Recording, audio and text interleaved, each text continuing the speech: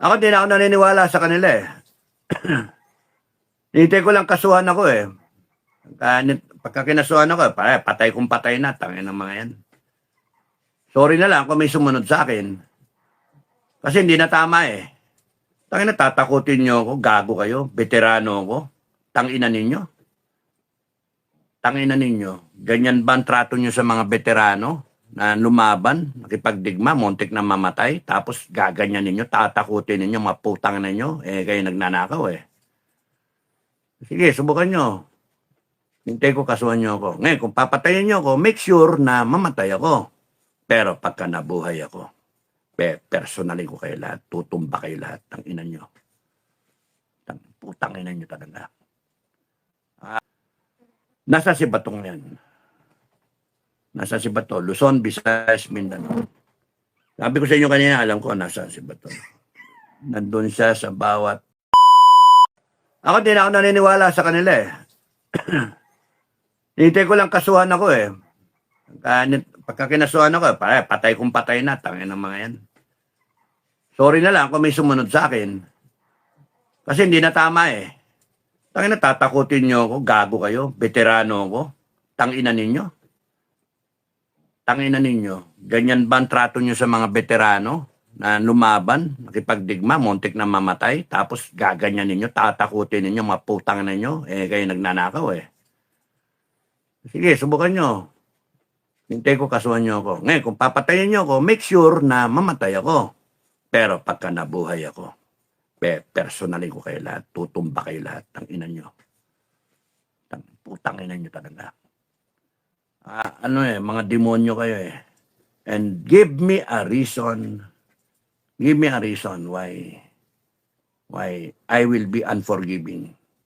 Give me a reason. Yung sinasabi ko nga, kung merong 10 lang o kung ilan lang na pwedeng ma-reform sa inyo, yung magsisi at bumalik sa langit, bumalik sa Diyos, okay na. I will stand down. Pero malabas, wala. Sodom and Gomorrah talaga kayo eh. Mga animal kayo. So, ganun lang kay Batong, lalaban yan. Pagka kinorder nyo, lalaban yan. Kasi yung given eh, pagka yan nagsumurrender, nahuli, diretso sa Hague. Mabagal yung ating justice system, wala. So, hindi maasahan. So, habang hinahanap nyo. So, dadating yung punto, chinmaba kayo, makita nyo. Ayun. Pagka nagkatiklo-tiklo, yan, laban. Nasa si Batong yan. Nasa si Bato, Luzon, Visayas, Mindanao. Sabi ko sa inyo kanina, alam ko nasa si Bato. Nandun siya sa bawat Pilipino. Nasa puso siya ng mga Pilipino. Nasa utak siya ng mga Pilipino. NBI, you still don't get it. Malacanang, you still don't get it. You're looking for the physical Bato. I'm telling you, you should be afraid of the spirit of Bato. Right now, the Filipinos see Bato as the hero. Nandito na siya sa puso ng mga Pilipino. You cannot touch him. Yung bato na, totoong bato, yung bato na marshmallow, na ngayon naging bato ulit, yung totoong bato, kahit may eliminate yan, nandito pa rin yung bato sa puso ng mga tao, sa lahat ng DDS. I-elevate nyo si Bato eh. Tinaas nyo yung antas ni Bato. Yung respeto ng tao, yung paninindigan ng tao para sa kanya. At pagka yan may nangyari dyan, yung bawat bato sa bawat Pilipino na matitino, lalabas yung bato. Para usigin kayong lahat. Nasabi ko na sa inyo, Bato can become a spark of the revolution. Kaya, kung nasa si Bato, huwag nyo nang hanapin. Tanungin nyo sa bawat Pilipinong matitino, kung nasa si Bato, nasa amin. handa naming tayuan si Bato. Mga putang ina nyo. Lalaban kami para kay Bato. Kasi siya marunong tumayo. He showed the example, tumayo siya. Nagkaroon ng majority in Senado, natanggal si Soto. Ngayon namang problema sila. At the risk of his own personal safety, at the risk na pwede siyang hulihin. But one thing tells me na si Bato ay dapat ipaglaban. He is God-fearing. Kita ko, God-fearing yung tao. Pinapaubayan na niya sa Diyos ang buhay niya. That's why all the more, ako ramdam ko, nasa puso ko si Bato eh. Pag kami nangyari dyan, tanginan nyo. Pag kami nangyari dyan, tanginan nyo lahat. Every Filipino who is sympathetic to Bato, they might rise up and defend him. Kayo, subukan nyo. Kaya sabi ko, napakadelikado ng posisyon ng Malacanang. You have to stand down, observe muna kayo. You have to stand down, observe muna kayo because si Bato can start a revolution. Yung inuusig nyo, hindi nyo iniisip na yan ang mag-i-spark ng revolution. Kala nyo si Sara. Pwede rin si Sara. Pwede yung pagkamatay ni Duterte, knock on wood. Pwede si Duterte. Pero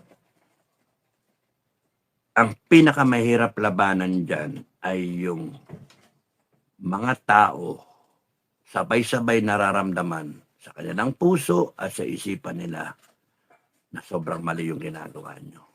Ninakawan nyo na kami, binubudol nyo pa kami, ayan, tagulan na naman. Tapos lang, pawala yung supply natin sa langis.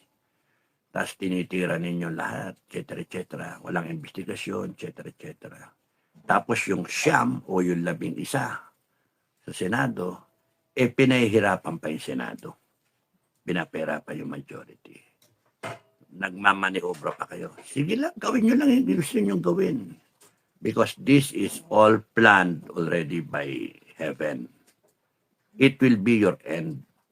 Kitang-kita na eh. Kitang-kita na the Filipino people will rise up at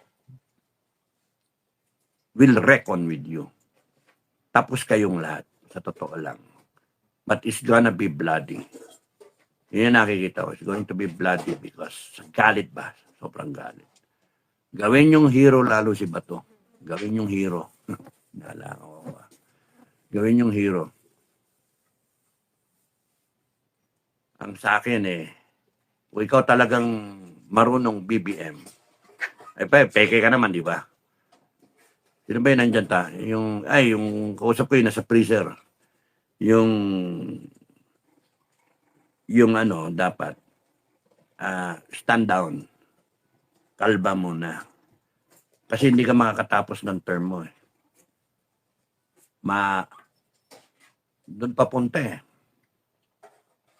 Kung nag-hold the line si Bato, tapos na kayo. Kung nag-hold the line. Kung hindi umalis si Bato sa Senado, nagkabakbakan doon. But babalikan yung sinasabi ko kanina, it must have been staged. Baliktad sila nagsasabi, stage yung kay Aplaska. Hindi reaction yung kay Aplaska. Expected. Ay, diba? Expected na reaction yung kay Aplaska. Inaasahan yun, doktrina yun. Na pagka under siege, merong armado, ano yung expect mo? Magpaputok ng warning shot kasi alam mo, gobyerno. Yun ang stage. Para umalis si Bato Parang ganun ang dating sa akin Pwede kong mali, pero parang it was staged para ang maging resultant is yung konsensya ni Bato, appeal to his brain, appeal to everything, to the institution and all that. He would decide, lumabas na lang siya. Hindi self-preservation and then madamay lahat ng senator and the institution. Umalis siya para yung danger sa kanya sumama, hindi sa Senado. Kuha nyo? That's why it was all intended para lumabas si Bato. Why? Because parating yung suporta kay Bato. Naramdaman nila yon. Magre-revolution. It has to be diffused. Yun yung nangyari. Palagay ko. So, nasa si Bato? Nasa puso siya ng mga matitinong Pilipino. Hindi tama yung ICC warrant. Wala na tayo sa Rome Statute. Self-explanatory. Pinipilit nilang i-implement yon. Putangin nyo. Hindi pwede yon. Nakalagay sa Constitution. You're violating the Constitution. No Filipino will be deprived of life, liberty, and property. Lahat ng ginawa ninyo sa mga kaaway nyo, yun, binabiolate yun. Kay Duterte, kay Kibuloy, yung kay OJC, yung kay Bantag. No Filipino should be deprived of life, liberty, and property. Although may mga basis sa mga sinasabi ninyo, may mga witness kayo na baka fake pa nga, gaya ngayon yung sinasabi kay Digong, nasa yung mga witness. So, nasa poder kayo eh. Ginagawa nyo, may pera kayo eh. Ninanakaw nyo yung pera namin para pambayad nyo, pangga sa troll eh. So, ang dyan, ang akin, sobrang buta yung ginagawa nyo, maling-mali. When you deprive people, the Filipino people, life, liberty, and property, anak ng tokwa kayo. Hindi na tama talaga yung ginagawa nyo. Maling-mali kayo. Kaya Bongbong Marcos fake. Sobra. Tatakutin nyo kami. Sige lang, takutin mo kami. Hindi kami matatakot sa iyo. May mga ugong-ugo, magde-declare ng martial law. Sige, mag-declare ka ng martial law. Pakikita namin yung martial law ng taong bayan. Akala mo, dumadama ka. Akala mo, naniniwala yung tao. Akala mo, natatakot yung mga tao. Hindi. Ipakikita namin sa inyo yung power ng sovereign Filipino people. Lahat kayo, katay kayo. Lahat kayo, kung gusto nyo, ilan yung babaril sa inyo? Firing squad. Pagka guilty kayo. Matuloy naman yan. 2 linggo lang tapos na yung trial Kaya nga, lalo na kung may ebidensya. Ay, nako. You have violated the Constitution sincerely, left and right. And you continue to violate the Constitution. Ngayon lang, yung ginagawa nyo kay Bato is an exhibition of how you have betrayed the public trust, how you violated the Constitution. Wala bara-bara kayo At yung arrogance na pinakikita ng NBI, ni Matibag, no? Lahat yan tinatandaan namin. Nararamdaman namin lahat yan. Hindi lang si Bato. Kami lahat nararamdaman. Kaya nga nasa puso namin si Bato. Hanapin nyo, kalkalin yung bawat Pilipinong matino nasa puso nila si Bato. That's dangerous. Hindi yung physical na Bato. Hindi yung senator na Bato na nag-iisa. Hindi. Ang dangerous, multiply mo ng million yon, at least 32 million na Pilipino na siyang bumoto kay Inday Sara. 32 million na Bato nasa puso. 32 million na aakma anytime, ng one time, big time, putang ina nyo, hayop kayo, walang nga kayo. Binastos nyo yung demokrasya ng Pilipinas. It's going to be a bloody revolution. You stand down. Ang ina nyo, you stand down. Kung matitigas ang sisiba ng ulo ninyo, mga animal kayo, you deserve it. You deserve a bloody revolution. Matakot kayo. Animal kayo. Kasi once it happens, wala na, hindi na pwedeng sorry, hindi na time first. Wala nang ganon. Revolution Putang na Paano nyo pipigilin yung taong galit na galit? Ha? Raratatin nyo ng AFP. Subukan nyo, utusan nyo AFP. Subukan nyo. AFP, baratan yan. Subukan nyo. Pati NPA, you stand down, NPA. Putang na, mauubos kayo. Kasi kung ako masusunod, once and for all tatapusin kayong lahat eh. Kill kayo lahat. Ang ina nyo. Ubusin kayo. Ano, NTFL ka? Hindi na. Tama na. Ubusin na lang kayo lahat. Lahat ng identified na NPA. Putang ina, masisiba kayo. Dami nang namatay dahil sa inyo eh. Dami nang ginastos yung gobyerno dahil sa inyo.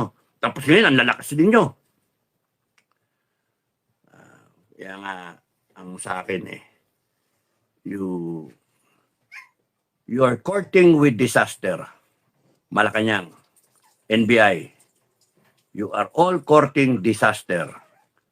You cannot and you will not beat the Filipino people. No? I'm just one. Tanggal ako, may papalit. You cannot beat a revolutionary idea, ideology, concept. You cannot beat that. The spirit will be there. And you created the spirit of Bato inside the Filipino. Underdog. Unjustly na pupwersa ninyong arestuhin. Tangina ninyo. Nang wala namang korte ng Pilipinas nagsasabi. Senator, di nyo man lang respetuhin. Doon mismo sa Senate, papaboyin ninyo. Makipagbarilan pa, hanip kayo. Tapos ngayon, buta kayo, babalik na rin nyo yung kwento. Titirahin nyo pang si Aplaska. Sige lang, ginagawa nyo yung mga kalukuhan. Kayo, humuhukay sa sarili ninyong hukay. Pinagsasabihan kayo, you stand down. President Marcos, aanga-anga ka. Matibag, isa ka pa. You all stand down. Let the Senate solve the problem. Let the Supreme Court decide on the matter. Wala ng TRO, anong gagawin nyo? Habulin nyo ngayon. Sige, banatan nyo. Habulin nyo. Pagka yan namatay, it will spark a revolution. I promise you, I tell you, it will start a revolution. Gusto nyong mamatay kayong lahat dahil yung taong bayan hindi mapipigil yan, they will all take arms against you. Galit na galit. Di nyo ba naamoy yun? You stand down. Gago kayo. Kayo na nga nagnakaw, kayo pa ang mga masisiba. Putang na nyo. Oh, matibag, ikaw nga, kasama ka. Buti ikaw, nakakain ka na 120 mil na kain eh. Kami, hindi ko naranasan sa buong buhay ko. Kakain ako 120,000 na bill. Tangin na nyo, hayop kayo.